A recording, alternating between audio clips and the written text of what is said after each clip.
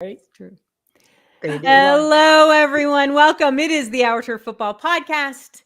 I am Dana. With me is Sonia and Lisa. We have an empty square because Kate couldn't make it tonight, but we hope that she is feeling better soon. So I am so glad. I know. Where is everybody? I don't even know, right? So Yeah.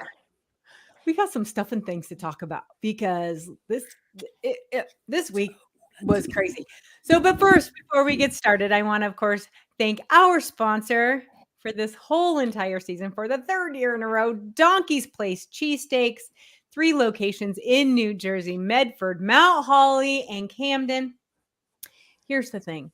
I know that we promote these guys every single week and we promote them on our, they're friends of ours at this point, and we're just so grateful for them. And we love that they love what we do and that they support us in this way. And so we would love for you guys to give some of that love back. Even if you can't order their stuff on goldbelly.com and have it shipped to your house, give their Twitter page a like, go find them on Facebook, support them any way you can, because they sure are fantastic for supporting us. So Donkey's Place Cheesesteaks, either in New Jersey or goldbelly.com, and have it shipped to your house in the Continental 48. All right. I want to just say this. These games were so much better than I thought they were going to be this last weekend. I was impressed in ways I did not think I would ever be impressed. Hello, Baker Mayfield.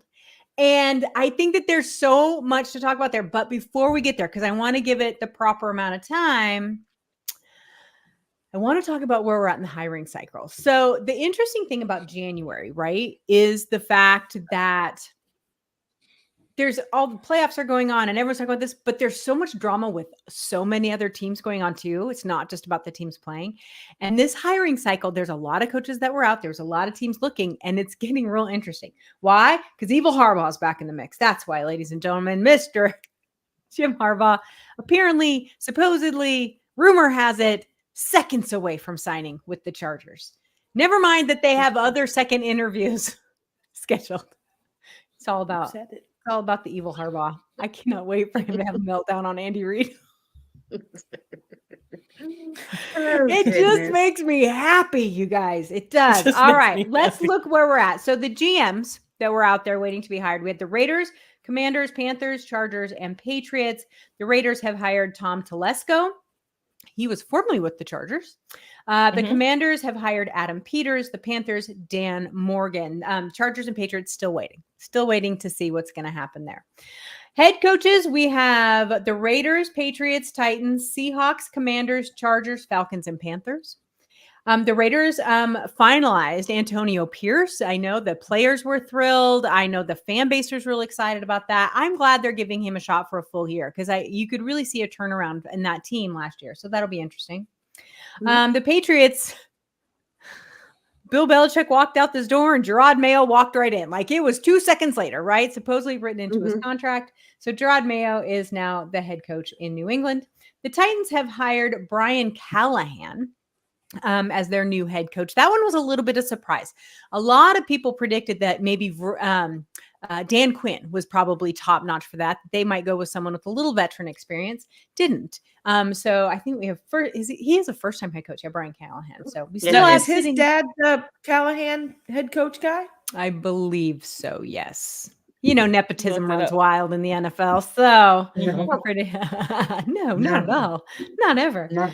So still sitting out there, the Seahawks, the Commanders, the Chargers, Falcons, and Panthers. And like we mentioned the Chargers seem pretty close with the Harbaugh. The Falcons, that kudos to them, ladies. They've interviewed everyone like 4 times at this point. Like they're like, bring him in. Let's bring him in for a second one. Let's talk to him. Let's see what they got to say. Bill Belichick twice. And as all the media has said, what the hell you asked Bill Belichick on the second interview? You know what I mean? Like, do you say, so what's your philosophy? No, that's not. No, they just said, yeah. So, hey, who's your coordinator? Do you like peaches? Exactly. So interesting. I want to ask you guys, when do you think that we will start to see the rest of these head coaching positions, these GM positions get filled? Because as Lisa brought up before we were live on air, the Senior Bowl is next week. And usually you want your coaches there. You want your staff there. And there's a handful of teams that still don't have anyone there. Lisa, they have to start hiring these coaches soon, don't they? Well, yeah, because like you said, we have the Senior Bowl, and the draft starts in Mobile, and that's when we start looking at. So I think you'll have your scouting coaches there from all the teams. So they'll have notes, they'll have media availability, they'll have kind of what they see. So I think that's all still intact. So I think it gives teams a little bit of a leeway of bringing a coach in. Sure. Like a Bill Belichick, who, can get caught right up to speed on it pretty quickly, I think. So I think as long as you still have your scouting personnel all the same and everything like that, you're just going to be playing a little bit of catch up. But I think so. Cause like I said, the draft starts in Mobile. So that's when we start rolling. We get through these championship games, get through the Super Bowl, and boom, the draft's right on us. So, 100%. And that's kind of what we always laugh. It's like, we don't really have any downtime. We get a little bit here, but 24 hours, 27 days a week, these coaches we see it.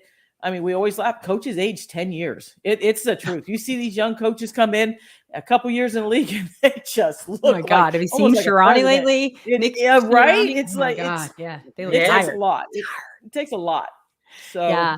So interestingly enough, Sonia, there are a handful of popular coaching names out there that can't really interview right now because they are still playing in the playoffs, including Mike McDonald from the Ravens. We have Ben Johnson. We have a whole bunch of people. And so I think that that's going to slow this down a little bit, don't you? No, I agree totally. Even though Ben Johnson had a couple of interviews, between last week and the week before, it still kind of threw things off. But I think that's really what we're waiting for, is just like that in between time, and then those dominoes are going to fall like that. I think that's my opinion anyway. But yeah, that affects it big time. Yeah, I think so too. It's gonna be interesting. So the one I've been paying obviously the most attention to is up in Seattle, and let me tell you, they too are interviewing everyone 2 and 3 times. What's interesting to me is Dan Quinn is coming up face to face. I don't know. Can't want him after that Cowboys letdown. You think that slowed his role there a little bit? I think it did for a few teams. Although, let's be honest, GMs aren't going to not hire someone over one game. But what is interesting, in my opinion, when you talk about Dan Quinn in the NFC West, is that the Cowboys got murdered by 2 NFC West teams. And so do you want someone who can adjust? I don't know. I love Dan Quinn. I think he's just the greatest. I think he was great when he was in Seattle before. I wouldn't mind a veteran head coach. I mean, if they want to bring Variable in, whatever, but I'm a little hesitant. We'll see. We'll see what happens. But will I be sad if he's up there? No, to be honest with you. It's like, okay, well then let's see what he can do. So we'll go from there. But all right, so let's move on. Let's talk about these divisional games. And I want to go one by one through them because they were so impressive. I want to start first with the Texans versus the Ravens. To me, I don't care that the Texans didn't win this game. They won. They just showed they were ready. They just showed they were in it. And yes, the Ravens turned back into the Ravens the second half of the game. But oh my God, Sonia, CJ Stroud, so impressive. He is the truth. I think he looked really good out there. Even though, some mental mistakes, whatever, but he's learning, and he still made it this far playing with house money, essentially, like we said last week. But he's the truth, and I think he's going to be there plenty of times. Give him a few more chances and he'll be there. He looked so good, I think. But yeah, that Ravens, I mean, they just ran into a hot ass Ravens team. That's all. It's so true. No expectations. Yeah. Well, and that's just it. We always say, and Lisa, you've said this for years, the most dangerous team in football is the one that doesn't have anything to lose, right? Whether that be on the bad end, they're not making the playoffs or whatever. So they're just going to come in and hand you, your butt in a game.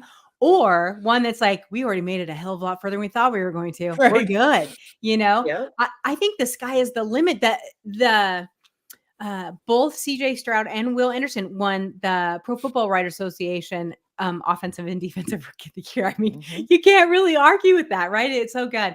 What do you think, Lisa? What do you think of CJ Stroud? I know you love the quarterback, but also this head coach. I mean, I'm just so impressed. Yeah, it just all came together. I mean, that draft, after that draft and what they were able to do in that draft, because like we've talked about it before, day one picks are starters. They should be able to come in and make immediate impacts. Wow.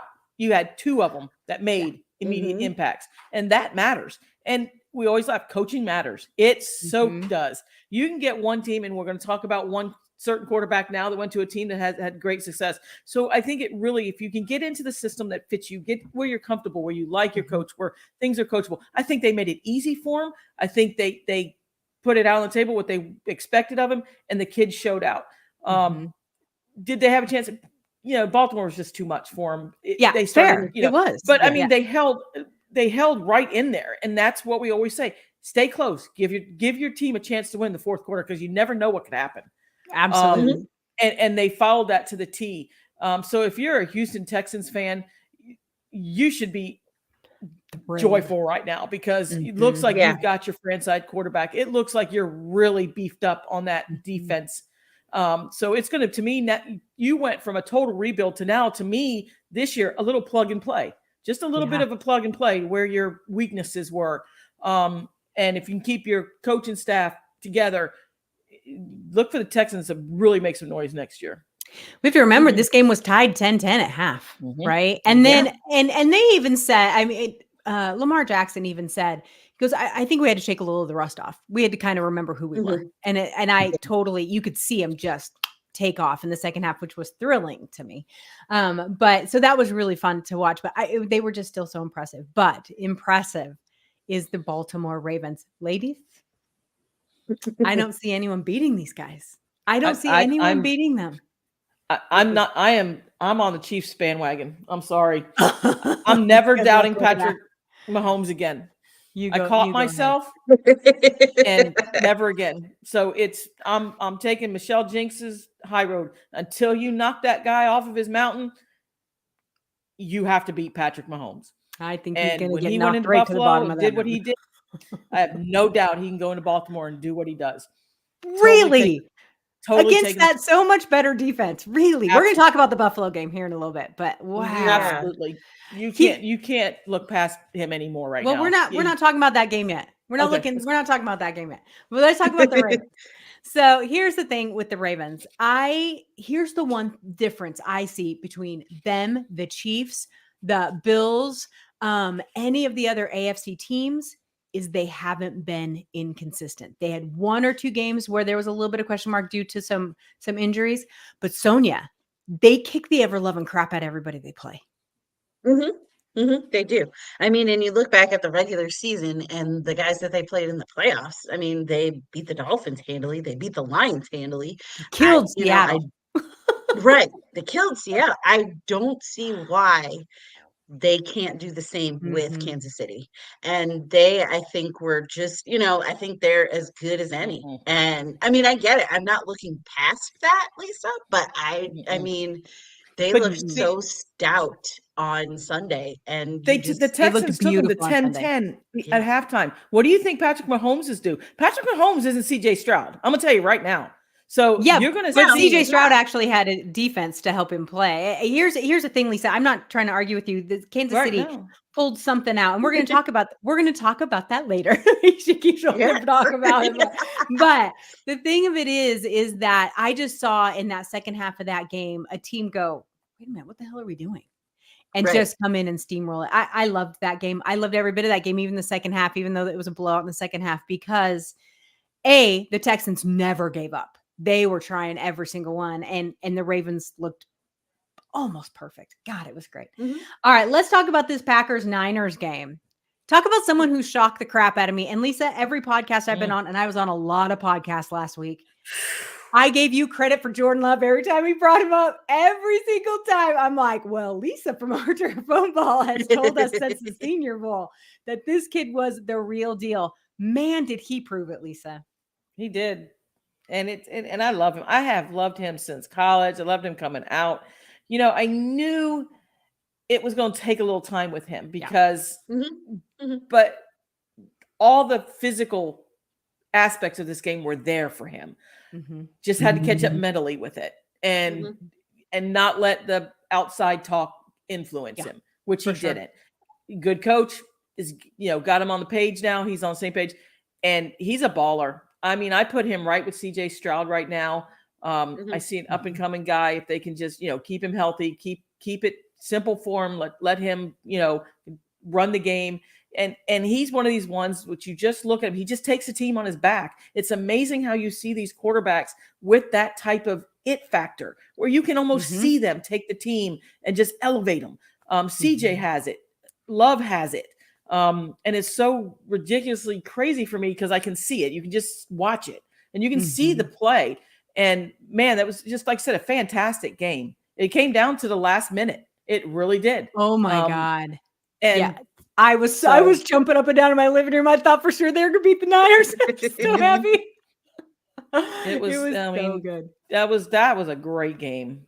I thought it was a good game too. And what I'm fascinated with now, Sonia, is the aftermath of it and the fallout of it. And the fallout falls directly on Brock Purdy's shoulders. All we are reading about is, San Francisco won by the skin of their teeth, but Brock Purdy, he was the greatest and he saved that game. Or on the other side, Brock Purdy played like crap for, 58 minutes. And what the hell? Why are we giving him so much credit? No, he's the greatest ever. No, he's not. Like the fight amongst people about Brock Purdy is fascinating to me. Why they are focusing on that so much instead of this elite level defense that let Green Bay stay in this game. It was fascinating to me. Have you seen that online?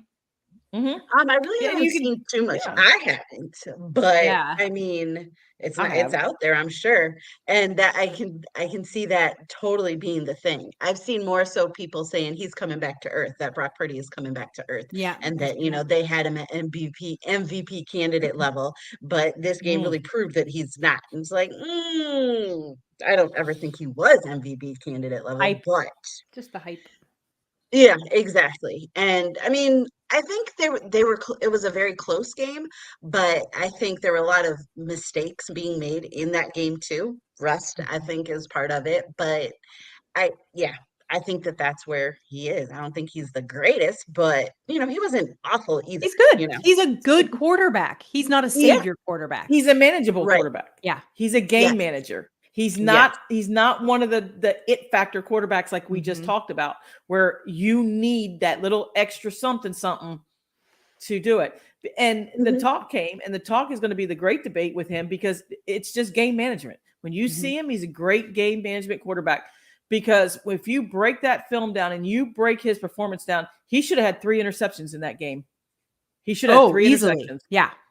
Easily. Yeah. That first one, he just flat out dropped. That would have been a pick 6 right there. Yep. The second one, a little bit, but he got the hands on it. There should have been 3 interceptions by him. So it's interesting to me that these 2 number 1 seeds both had a week off and looked rusty. And at times, the Ravens figured it out much quicker than the Niners did. But it's interesting to me, there's a lot of talk about maybe you don't want the first seed unless you're coming up on injuries, which with the Ravens, we didn't mention. Andrews should be back this week. What? That's insane. Their number 1 tight end coming back to playing these games. Ooh, Kansas City. Anyway, hold on. I want to just say this right here. Hi. They said hi, Dana. Hi, guys. Hi, Real Force Bears fans. And then, of course, our Camden is here like she always is. So good. Love it. All right. So if you guys listening, I can see you guys are out there. Please feel free to jump in that chat. Let us know. If you're watching over on Twitter or on Facebook, come over to the YouTube channel. Join our chat. You can ask us questions. Give us your opinions. We love opinions. Like you couldn't guess that from watching this show. But so please make sure that you come on over and chit chat with us. All right, so let's talk about this Bucs-Lions game. Now, Sonia, I'm gonna have you wait a minute. I'm gonna have you wait because I know that you got some stuff to say. Sonia or Lisa, Baker Mayfield. I was so impressed, and I don't like Baker, and I was so impressed, and then he made me like him. I think he's a good quarterback. He's always been right on target. He's another one to get fired up. He's a fired up guy too. Yeah. He's another one to get a team fired up. And Mike Williams is just an outstanding elite wide receiver. So I think he relied on him a little bit. My personal opinion is I thought this game was going to be over at halftime. I really did. And honestly, when you look at it, it probably should have I honestly think Detroit looked past the Bucs. I really do. Mm-hmm. I don't think they expected the Bucs to come in and do what the Bucs did and keep it as close as they did to the vest. And yeah, they pulled away at the end, but still, it looked like mistakes were starting to be made. They started to make some mistakes. I think I texted Sonia at the time. I was like, "What the hell's going on?" And it's like, "Oh my god!" They started to make mistakes, and they did. And they rallied a little bit. And I want to bust Sonia open because you got to explain this Ertz signing to me. Where's this tied in? I mean, is it what's Dan Campbell's angle with him bringing him in? So I'd love to get her take on bringing Zach Ertz in, because that surprised the heck out of me when they brought him in. I'm like, wow, that's just another big weapon. But is he going to be up to speed by the time we go? I mean, what's his plans with this guy? Honestly, I'm not 100% sure. Well, I don't know what the plan 100% is. I know that they're probably just giving Laporta a little bit of a backup, I think. Exactly. Insurance, that's the word I'm looking for. Insurance. Because Laporta's knee has been funky and he's going to go. He's got that grit. He's going to go. So, but just in case, and I think that really means that Laporta's knee isn't as good as we think it is, and that he's playing through some things. And so if that's the case, that's why you get Zach Ertz in there. I think Laporta's going to start, but I think you've got a fantastic backup in Zach Ertz. So yeah. So interesting to me, the first thing I thought of was, oh, that's intel. Zach Ertz just came from the NFC West. He grabbed him for intel. He wanted to see what he had to talk about. I love that. I don't know. So here is the question I have about the Lions. Actually, Peter just put in a great question. He says, has Green Bay shown blueprint of how to beat the Niners? And if so, do the Lions have a chance of winning? I think the Lions have more than a chance of winning here, Sonia. And I'm not just saying that because A, I don't like the Niners, and B, you're stating here and you're a Lions fan. The way Dan Campbell coaches this team, to me, is exactly how you go after Shanahan. Yes. Tough, hard-nosed, and then taking them out. I think that's probably going to be the biggest way that he's going to motivate this team like he has all year. And that's been great. And I think that that's what they're going to rally around and try and do. I think the only thing that could stop them are their wide receivers. And I know Deebo Samuel is kind of injured and he's 50-50, but even still, wide receivers have cooked the Lions, and I think that's the only weak spot, I think. Can they run? Of course. I think they can definitely run through this defense. It's tight, but I think they can run. Jamar Gibbs has been amazing. Well, Green Bay ran. They ran. So, yeah, the Lions definitely can run. So I think that, yes, very much so, could be the key. So, but can the Lions stop Christian McCaffrey? That's it. Right there. That's your answer. Yeah. That is right there. Yep. Yeah. So I mean, that's the key to this whole team. You pressure Brock Purdy, you get him flustered. You can make him throw bad throws that should be picked off, right? But it's whether or not you can shut down Christian McCaffrey. I think that is the key. We're going to talk about that game a little bit more here in a minute, but it's fascinating to me. But I loved the way this Lions season has gone, and I put out a tweet out there. I think it has like well over 200 likes now, where I just said, Lions fans, there's another loud fan base in the Pacific Northwest that's all about you. So I love that a lot. So I think it's really good, but we're all about them. Let's talk about, Lisa's been obviously throwing Patrick Mahomes in her face every 5 seconds. Okay. I'm sorry. I was looking at Twitter. I was looking at Twitter. I'm waiting for Peter's picture in the San Francisco jersey. I don't think he ever agreed to that. Peter, you're listening. Yes, did you he agree did. to that? Oh, we going back. Yes, he did. I don't know that that's true. I do. 100%. 100%, baby. All right. So let's talk about this. That Fanatics link in the chat. For those who don't know, Lisa and Peter made a bet at the beginning of the season. So that's where we're at with this. All right. So let's talk about this Chiefs-Bills game. I picked the Bills to win this game. I really felt it was their year. I thought going up to Buffalo was going to be just enough of an edge. And it wasn't, because their injuries, in my opinion, completely stopped any momentum that they had. I do give Patrick Mahomes credit. It's nice that Travis Kelce decided to finally play a game because he hadn't played a game in a minute.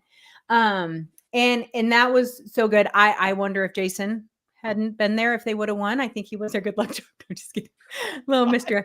No shirt, Jason Kelce. But here's the thing. Watching this game, to me, were two rivals outside of division rivals, and that's rare. It's rare to have a absolute pure out of division rival, and that is these two teams. And we should have known it was going to be like a divisional game. Do you know what I mean? It was just going to be so much. So let's start with you, Sonia. I want you to talk about the Bills for just a little bit. There's been a lot of arguments with the Brock Purdy crap about how, well, Josh Allen's not very good. He hasn't won anything. Shut up. Like, I just want to smack those people. Me too. But shut up. The interesting thing is that the Bills were not good at the beginning of the season, went from the 11th seed to the 2nd seed, and that carried them through this game. Are they in the middle of their window, or are they getting to the end of their window? What do you feel about that? Oh, wait, stop. Before you answer. Okay. Let's show this. Peter says, damn it, he hadn't forgotten a bet's a bet. So you'll get it, Lisa. You'll get it. And Camden threw up here. Don't forget to like the video. Thank you, Camden. Appreciate it. Okay, go ahead. No, that's okay. No worries. So that's a really good question. And I'm thinking that their window is starting to close. Really? I think I do. I think I think they'll still be decent, but I think that time is starting to come. Some changes are going to have to be made. I think that they have fallen short the past couple of years. They sign a Von Miller. You've got Stephon Diggs. Things have to happen. Things have not happened. I think their window is starting to close. Changes need to be made. I think they might have another year or two, but it's not a long window. And it never is in the NFL, but I don't, it's questionable. So, Lisa, here's the thing. Here's my only issue with the Kansas City Chiefs right now is the complete and total inconsistency of them. You get games like this where they really get up. There were lots of people who are like, hell, this was probably their Super Bowl if they don't make it to the AFC. You know what I mean? Because they had to kind of exert some dominance. And they did. Full credit. They absolutely did. Always do. But I don't know if as inconsistent as they've been, well, that's not true. They haven't been consistent this year at all. In the regular season. I know. That's what I mean. That's what I'm talking about is the regular season. Who cares? Well, who cares? Because eventually that does catch up to you, caught up to Buffalo. It hasn't yet. Yep. And until it does, because listen, let's talk about the comparison. Who's hammering Josh Allen right now? Ryan Clark is hammering this guy. Yeah, he is. Halftime, his stats, 14 for 19, 162 total yards, 2 rushing touchdowns. Hell, that's half the league's regular quarterbacks a whole game. Yep. And you're bashing this guy. I know. It makes no sense to me. There's 28 teams right now that would kill to have this guy on their team, and I'm one of them. And I'll be flat out honest with you. Yeah, me too. Give me that dude any day. Why he decides he wants to go on a bashing Josh Allen trip, but loving Lamar. Now, I love me some Lamar too. I do too. But you're almost looking, I don't want to say it. You got a white quarterback and a black quarterback. I mean, hello. I mean, you're bashing a quarterback that has taken his team. Yeah, he hasn't won an MVP yet, but he's been the talk of every game. I mean, he makes game-changing plays. How are we bashing this guy? Lamar, most people aren't, I don't think, too. But yeah, I'm not liking Ryan Clark right now. Right. And I'm telling you, it's unjust what he's doing to Josh Allen. And I agree. Doing, I don't think it's I think it's a little bit much, but I also think that it's a little he's kind of giving the same excuses that people have given for Lamar, and now he's bringing it back to Josh and showing how kind of ridiculous it looks for Josh to have these comparisons as it did for Lamar. I think that's Lamar has the same narrative though. If you look at Lamar and you look at Josh, he's trying to that's the point. Sonia's saying that's his point, is that you're putting Lamar in MVP talk, and his bitch about Josh Allen is like, he's not that great. He's amazing, but he's not great. Okay, what? How? Right. Hello? And that's the same way people feel about Lamar. He Yeah. hasn't won anything. He hasn't made it to the conference championship. Mm-hmm. But people are still saying he's playing on an Right. MVP level and all this other stuff, but he So hasn't won. So you don't. he's saying essentially the same thing. They're both very good quarterbacks. They have different talents, if you will, but they're both very good.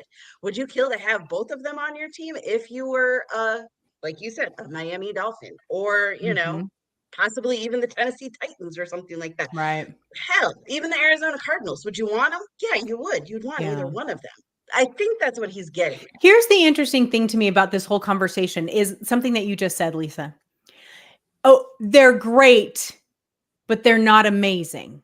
Or they're amazing, but they're not elite. Really? Are we nitpicking tiny little shit like this? I Right. get so tired of that because, to be honest with you, there are good quarterbacks and they have amazing games here and there. And then there's games where they stink. Even the anointed Patrick Mahomes has a bad game every once in a while. It's whether the rest of the team around them steps up. And I just feel like in this game, there wasn't enough of their starters for the Bills to step up for any issue. And he tried to carry that damn team on his back. He tried 2 rushing touchdowns, for God's sake. But I just think that he just couldn't do it. Player to you? Ryan Clark says that he doesn't even belong in the MVP talk because of him, the way he has just let this team down in the playoffs. But Lamar has let his team down in the playoffs. But yet we are putting Lamar on that pedestal, but yet we are trashing Josh Allen. Okay. I think look at Lisa's Ryan. But here's the thing. Somebody's watching. Somebody's already fired up. Here's the thing. I think that when it comes down to this particular conversation, there are people like you, Lisa, who are just so entrenched in the quarterback position that they just try and see the tiniest little things here and there and everything, where instead we have to remember this is a team game. And so do I think Josh Allen could be MVP at moments? Mm-hmm. Do I think Lamar should be MVP? Actually, I do this year, but mostly because no one else has really stepped up that far. Do you know what I mean? Patrick Mahomes hasn't stepped up that far. He's had some terrible games. And the rest of this league was really mediocre this year. Let's keep that in mind. But if they had not stumbled and they stopped and they went 1-2, where they didn't have that little issue where Diggs started running his mouth, we had some little coaching changes and stuff like that. If they had run the table a little bit more and got the second seed and won the AFC East championship, which they have back-to-back years in a row now with Josh Allen, but yet we're taking this. You think that we would put Josh Allen in the MVP talk? I would. Yeah, for sure. I would. See, that doesn't mean they do. Baffles me because he plays at an MVP level, but yet he plays trashing this guy. He does, absolutely. I mean, like I said, that Dolphin game, that 3rd and 15 killed us. Absolutely stabbed the Dolphins. That was the whole turn of the game. He made that. Right. Lamar, same thing with him. 3rd and almost a 17. He ran for the first down. It just baffles me that he's just bashing this guy. Yeah, well, you know what? You just need to mute him. Just mute him. Don't listen to him. I want to debate with his ass. He is a sports guy, and they get paid. They get paid for clicks, baby. Things like that. Yeah, exactly. I can see all you guys sitting out there in our chat. I want you guys to tell us what you think about this. All right. So, interestingly enough, let's talk a little bit about the Chiefs. Okay, so we've been talking about the Bills. So here's the interesting thing with the Chiefs. I do think that they have been inconsistent this year. I do think it'll catch up to them. But like Lisa said, and our dear friend Michelle Jinks has always said, you can't until you prove otherwise. The interesting thing is that, and I know I keep saying it's interesting because I find this part of football fascinating, because I have always said when it comes to the playoffs, it's so much more to chance than it is to talent, because it's chance how injured you are. It's chance that you happen to get, not a snow-covered, ice-filled, whatever game. You get a dome game. You don't. Like, so much of that, the playoff seeding. I think that all of that factors so much into the playoffs. And I think that what the Chiefs showed us last week is that even though they maybe got dealt the harder hand, because poor Patrick had to play on the road, which he's like, I'll play on the road. I'll go to Buffalo where it's a frozen tundra. I don't care. And they played anyway, but it wasn't just Patrick. You saw more from Travis Kelce. You saw more from that defense. You saw determination out of this team that we didn't always see throughout the season. And so I'm interested to find out how, or to see if that can carry over to the Ravens. So let's talk about this Chiefs-Ravens game. Then we're going to end with the Lions and the Niners. So coming up this weekend, obviously both on Sunday, the Chiefs versus the Ravens, the Lions versus the Niners. I think that these are two very good matchups. I think that they're going to line up super well. If you look at the Chiefs and the Ravens, this is going to be the hardest game of the season for the Chiefs. Sonia, if you're looking at this, what are the pluses for each team and maybe some negatives for each one of them? Pluses for the Chiefs, obviously, Mr. Mahomes. I think that's probably the biggest thing that you've got. And like you guys said, you got to beat the man to be the man. And so until we do, he is him. But I also think, if Kelce is coming through the way that we know he can, I think those are our positives. Negatives is that the Ravens defense, that's going to be my other positive, is so tough. And granted, the Chiefs are not the Texans, but they've been kind of inconsistent. The Ravens have been able to kind of pick things apart and make it just one-dimensional and come after you and do what they do.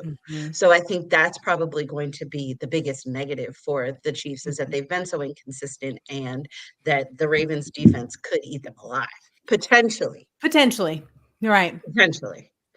Now, for the Ravens, positive things, Lamar, that team has just been rolling. Their defense has been unstoppable and just, they've been so good. I think the negative to them is that I think the biggest knock on Lamar is that he hasn't won the big game. I think that could play into this. I do feel like they are a little bit more focused and motivated this year, but that until he beats them, until he wins that game, it's still going to hold him back, I think. So that's probably going to be the biggest negative. Lisa, with this, I know that you all love yourself some Patrick Mahomes, and I know that you love yourself some Lamar. I do. So interesting, though, I think, in my opinion, and I'm dying to know yours, I think the run game could end up being important because who the hell other than Travis Kelce is who's poor Patrick throwing to? Nobody really right now other than Travis. And so the run game is going to come down, I think, going to be a huge factor in this game. Yeah, and Pachenko's coming along, and I think that's making a big difference. He's real good. So I'm giving the edge to the Chiefs. I kind of wavered a little bit and kind of really thought, Josh is really going to show out. It's, they're playing at home. It's going to be hard. That dude didn't blink. And the narrative is going to stay the same. This team in the postseason is a different team than the regular season that we saw. They're not as dominating, but as long as he is the quarterback for this Chiefs, you can't ever count them out. This guy does things that's just, you're like, wow. His feet keep you in the game. They extend plays. It's the same thing with Lamar. You're going back and forth. If we look at the way the Chiefs-Bills game went, this game to me is going to have almost the same structure to it. I think you got two defenses that are okay. I mean, I'd give the Ravens a little bit edge for defensively, but then it just seems like Patrick does something and wipes that clean and makes you look silly. So it's going to be interesting to me, but I think we're going to go back and forth. I think I personally think this game's going to come whoever has the ball last, like the Bills game. And I said that, it was like it's just going to come down 5 lead changes or something. Yeah, crazy. It was just crazy. So, but I'm going to say this: I will not be surprised if either one of these teams win. Wouldn't surprise me at all. I'll be like, oh yeah, that makes sense. Oh yeah, I'll be happy for Lamar. I'll be happy. I would be too. Yeah, I really am. I think the Chiefs are going to win, but I'm a Lamar fan that day because I love him and I would love to see good things happen to him. Yeah, Patrick's had it. He's good. We know it, but it would just be. I'd be really, really happy for Lamar. I'm ready for a different Super Bowl. Yeah. I think that'd be good. All right, let's talk about this Lions-Niners game. Another one that is going to be. It's so well matched. It's so well done. Sonia, what is the injury situation for the Lions? Are they pretty solid right now? Overall pretty solid, but a couple of bigger injuries. Frank Ragnow, our center, really gave of himself in that game against the Bucs and really, kind of sacrificed himself for the game. He tweaked his knee and his ankle. So that's gonna be huge. If he's not able to go, which I have a strange feeling he's going to go, but if he's not 100%, we're going to know that. And then another person on our line, Jackson, I do believe, is out. So those are going to be two big but Sewell's in, right? Game, I think. Yes. My guy. I love that dude. That's your dude. That's your dude. He is my dude. He is so good. I love him. So yeah, he'll still be playing. So I think that's the biggest. And then outside of Sam Laporta, but now we've got Zach Ertz to possibly back him up. So I think we're good there. And hell, he could even mix it in, give Sam a break. And so so you got another big weapon for Goff to go after. I missed this comment earlier from Kristen. Sorry about that, Kristen. It says, I think the Ravens are unstoppable. Patrick Mahomes is one of the most impressive quarterbacks in a long time, but I think it's not just him playing the Ravens. They're just playing on another level. I agree with you, Kristen. I agree with you. All right, Lisa, I'm going to ask you the same question I asked Sonia, but I wanted to ask you this about this game because Sonia might be a little biased. It's possible she might be a little bit. Just a smidge, totally. Lions versus Niners. The good for both team, the bad for both team. I think the good for the Lions is Goff's experience. Jared's been there. I think experience is going to really get him out. I see these two teams, and it's incredibly when you match up. When I'm going to go back to the Ravens and the AFC for just a minute. When you look at those two quarterbacks, look at these two quarterbacks. What a difference! AFC, we got Lamar Jackson, extends plays, running quarterback, makes things happen. Patrick Mahomes, the same thing. We have two game managers in this game. It's crazy. It's we don't have that eliteness to these quarterbacks. These quarterbacks to me match up very evenly. They're both really good, but not, they're both really good. System quarterbacks, management quarterbacks. So let's turn that around and go for the good with coaching. Coaching with 49ers to me is the good part for them. Okay. Dan Campbell's that rogue renegade coach to me. It's like, bite him with the kneecaps or whatever he said. Shanahan's more finesse, a lot of motion, a lot of boatload of Christian McCaffrey. They're like the window shopping with all the glitter and gold, all the glitter that goes on, and you're like, you don't know where to look. That's Shanahan's offense. And it mimics Miami's offense where we have a lot of motion, a lot of things going on.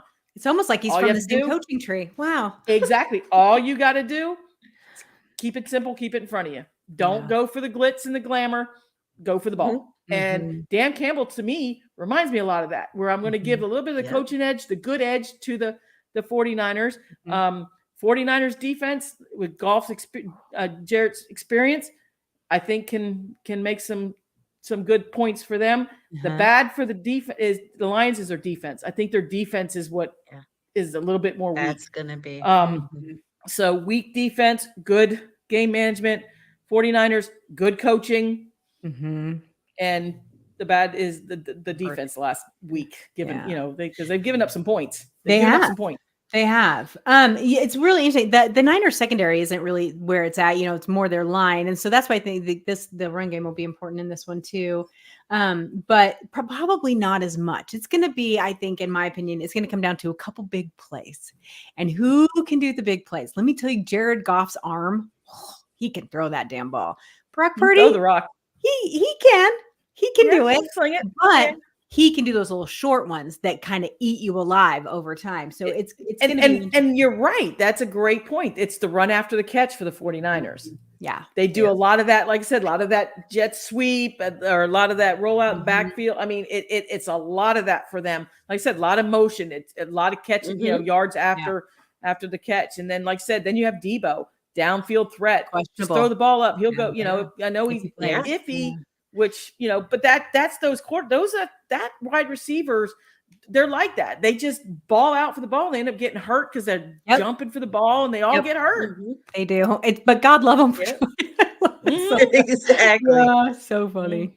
It's going to be a good weekend. I'm really excited about it. I've made a decision that if the Lions take out the Niners, might buy a Jared Goff jersey. I'm just saying. There you might go. happen. Might happen. There you go. Just to wear it around Sonia. Just because.